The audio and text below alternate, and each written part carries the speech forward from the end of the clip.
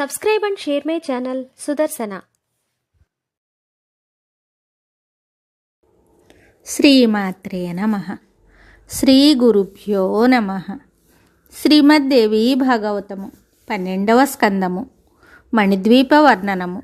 వ్యాసుడు చెప్తున్నాడు, రాజా, ఈ పుష్పరాగ నిర్మిత ప్రాకారము ముందు కుంకుమతో సమానమైన అరుణకాంతులను వెదజల్లు పద్మరాగమణులతో ఒక ప్రహరీ నిర్మింపబడినది. దీనికి మధ్య భాగము కూడా అదే వర్ణముతో శోభిల్లుచున్నది. ఈ ప్రాకారము 10 యోజనములు పొడవు గలది. అనేక గోపురములు ద్వారములతో సుశోభితమై ఉన్నది.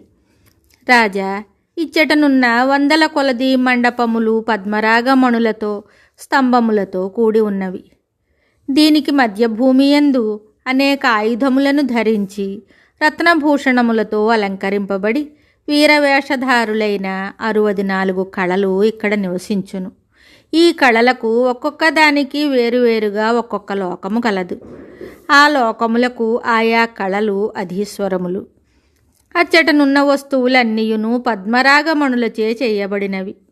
తమ తమ లోకములలో నివసించుచు తమ తమ వాహనములతో కూడి ఈ కళలు అత్యంత శోభాయమానములుగా ఉండును. జనమేజయ, నేను నీకు ఈ కళల నామములను తెలిపెదును, వినుము. పింగళాక్షి, విశాలాక్షి, సమృద్ధి, వృద్ధి, శ్రద్ధ, స్వాహ, స్వధ, అభిఖ్య, మాయ, సంజ్ఞ, వసుంధర, త్రిలోకధాత్రి, సావిత్రి, గాయత్రి, త్రిదశేశ్వరి, సురూప, బహురూప, స్కందమాత, అచ్యుతప్రియ, విమల, అమల, అరుణి, హారుణి, ప్రకృతి, వికృతి, సృష్టి, స్థితి, సంహృతి, మాత, సంధ్య, పరమసాధ్వి, హంసి, మర్ధిక, వజ్రిక, దేవమాత, భగవతి, దేవకి, కమలాసన, త్రిముఖ, సప్తముఖ, సురాసుర, విమర్ధిని, లంబోష్టి, ఊర్ధ్వకేశి, బహుశీర్ష, వృకోదరి, రథరేఖ, శశిరేఖ, గగనవేగ, పవనవేగ, భువనపాల, మదనాతుర, అనంగ, అనంగమధన, అనంగమేఖల, అనంగకుసుమ, విశ్వరూప, సురాధిక, క్షయంకరి, శక్తి, అక్షోభ్య, సత్యవాదిని, బహురూప, శుచివ్రత, ఉదార, వాగీసి, ఇవి 64 కళలుగా చెప్పబడినవి. ఈ కళల యొక్క ముఖములన్నీయును మండుచున్న జిహ్వలతో కూడి ఉండును. ఇవి తమ నోళ్ల నుండి అగ్నిని క్రక్కుచుండును. మేమందరము జలమును త్రాగివేయుదుము. మా ఎదుట నిలుచు శక్తి అగ్నికి లేదు. మేము వాయువును ఆపివేయుటయందు తత్పరులమై ఉన్నాము. ఇప్పుడిప్పుడే సకల జగత్తు మాకు ఆహారమగును. ఈ విధముగా శబ్దములను ఉచ్చరించుచు ఆ కళలు క్రోధావేశపూరితములై సదా కనులు ఎర్రబారి ఉండును. ఆ కళలన్నిటి చేతులలో ధనుర్బాణములు శోభిల్లుచుండును. వారు యుద్ధము చేయవలనను అభిలాషను ఎల్లవేళలా కలిగి ఉంటారు. వారు దంతములను కొరకగా అచ్చటి దిశలకు చెముడు పట్టినట్లగును. ఒక్కొక్క కళ దగ్గర 100 అక్షౌణి సైన్యమున్నదని చెప్తారు. చేతులయందు సదా ధనుర్బాణములను ధరించిన ఆ సైనికులు పింగళ వర్ణమును కలిగి పైకి లేచిన కేశములతో విరాజిల్లుచుందురు. లక్షల కొలది బ్రహ్మాండములను సంహరించు సామర్థ్యము ఒక్కొక్క శక్తి యందు ఉండును. రాజేంద్ర, అట్టి శక్తులు 100 అక్షౌణి సైన్యములు ప్రతి కళ వెంట ఉండును.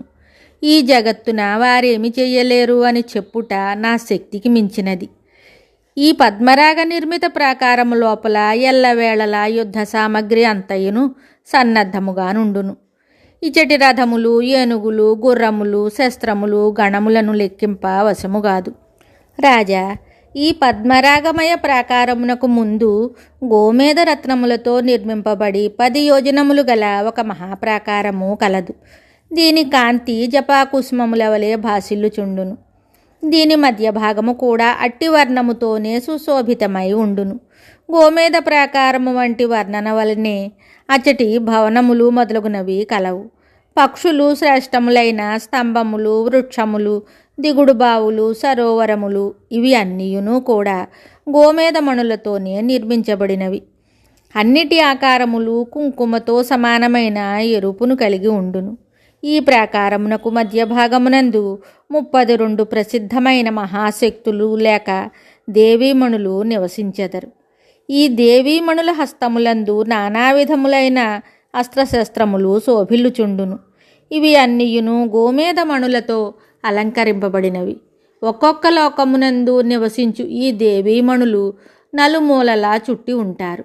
రాజా, ఈ గోమేధ నిర్మిత ప్రాకారమునందు పిశాచముల వంటి భయంకర ముఖములు గల శక్తులు అలంకరింపబడి యుద్ధ సన్నద్ధులై ఉంటారు.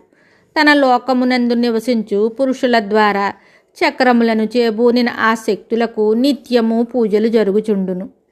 మిగతా కథ తరువాయి భాగంలో తెలుసుకుందాము. శుభం.